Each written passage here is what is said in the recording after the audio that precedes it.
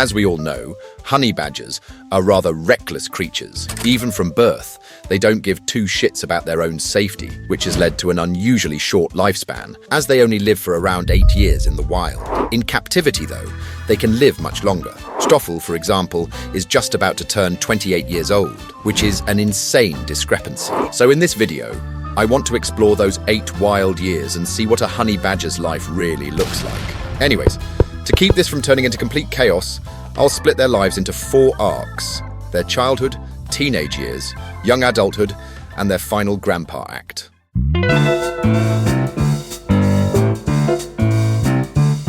When a honey badger is born, it's the only time in its life where it's completely helpless. It's blind, tiny, and severely unstable, both physically and mentally. It can't even regulate its own body temperature. At this stage, it's basically a useless little lump of meat, relying entirely on its mother not to screw up. For the next few weeks, the cub does nothing but sleep and feed, while the mother moves it between dens to avoid predators like jackals and leopards. Honey badgers are often born in pairs, though it's rare for both cubs to survive. One is often smaller, weaker, and less coordinated, which usually doesn't end well. At this stage, both are completely helpless. 2 tiny, squeaking badgers, totally unaware that pretty much everything outside their burrow wants to strangle them in their sleep. For the first 2 to 3 weeks, they basically live in complete darkness, as their eyes haven't even opened yet. But now, it's finally time to open up those crusty eyes. Still, they'll be enjoying the underground warmth of the burrows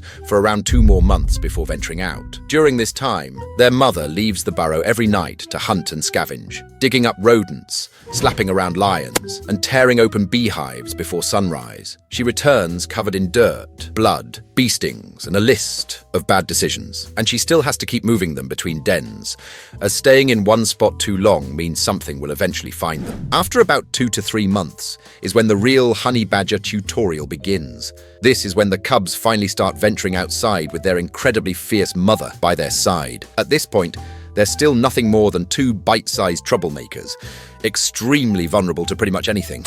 But even still, they're far from humble. Honey badger cubs will straight up charge whatever is in their way.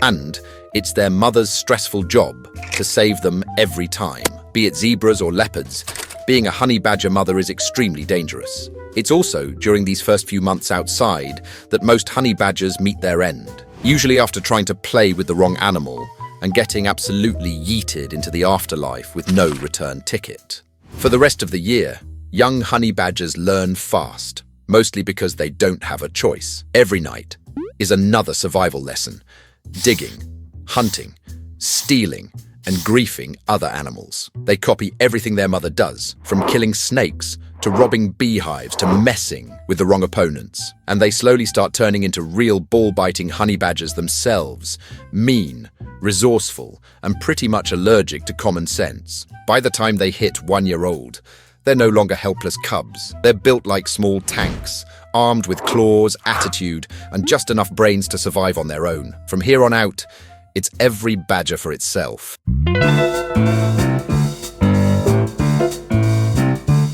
At around 2 years old, a honey badger is finally on its own and has already beaten the odds, as most don't even make it this far. But now, there's no mother to dig a shelter, no one to drag it out of trouble by the scruff of its neck.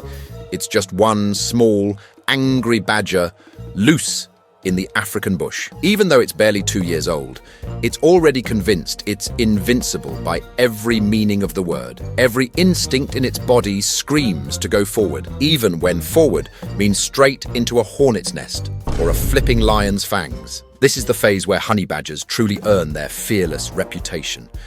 They're old enough to hunt alone, but not old enough to know when to stop. Every night is basically a new attempt at speedrunning death. Their curiosity is just too much for them to handle. They'll chase sounds, raid beehives, and pick fights with things that clearly outweigh them. The wild doesn't go easy on idiots, but honey badgers learn fast, because the alternative is an unpleasant audition with natural selection. After somehow surviving these brutal first 2 to 3 years, they become battle-hardened monsters that have overcome countless painful hardships. By this point, they're officially in the 1% of honey badgers, as most never make it this far, and they'll continue to grow even tougher over the next few years. This is the peak of a honey badger's life, where survival knowledge meets batshit crazy fearlessness. This is where their don't give a shit attitude truly develops.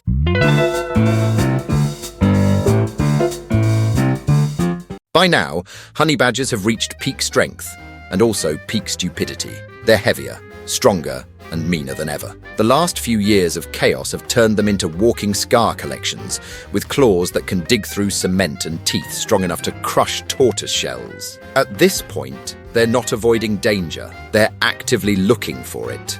They're now big and strong enough to kill snakes like cobras and puff adders, and even challenge predators that should otherwise easily destroy them. Leopards, hyenas, even wild dogs. Honey badgers don't back off. They're not winning every fight, but that doesn't matter. What matters is that they never back down.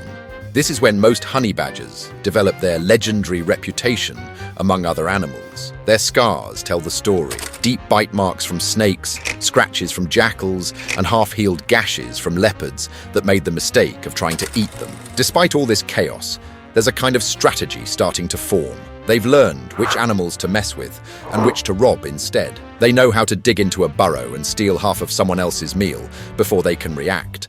But every day of victory leaves another mark. The bees keep stinging, the cobras keep biting, and the scars never stop piling up. By the end of year 6, their bodies tell the story better than words ever could. They're tougher than ever, but the wild never lets you stay on top forever.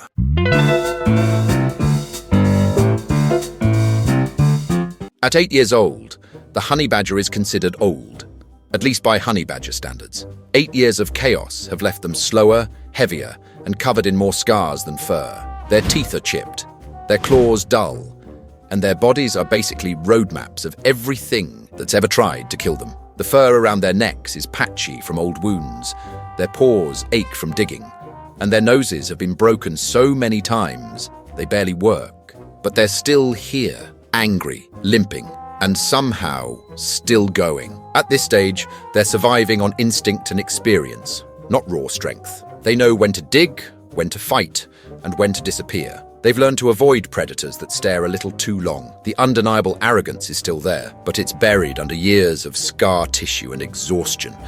Every movement costs more energy than it used to, and every hunt takes longer. In captivity, honey badgers like Stoffel can live up to 25 or even 30 years. But out here in the trenches, that's impossible. The wild doesn't let you grow old.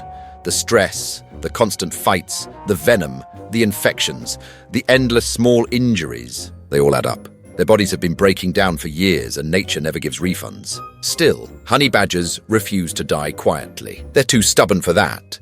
Maybe it's a cobra bite that hits harder than before, or an infected wound that finally wins. Or maybe they just run out of strength one night and never wake up again.